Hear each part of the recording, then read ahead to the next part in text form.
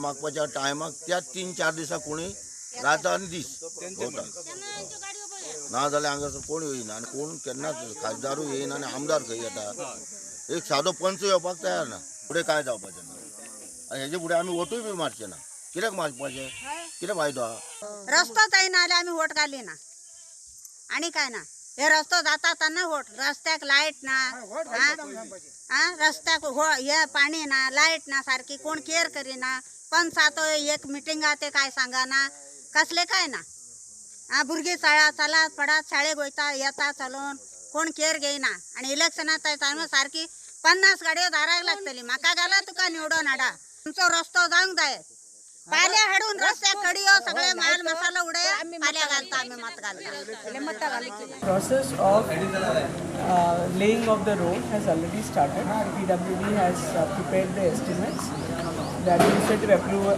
after the administrative approval, and the file is being processed for expenditure sanction post tender. So this I have explained it to the voters, and I will also follow it up with the PWD department.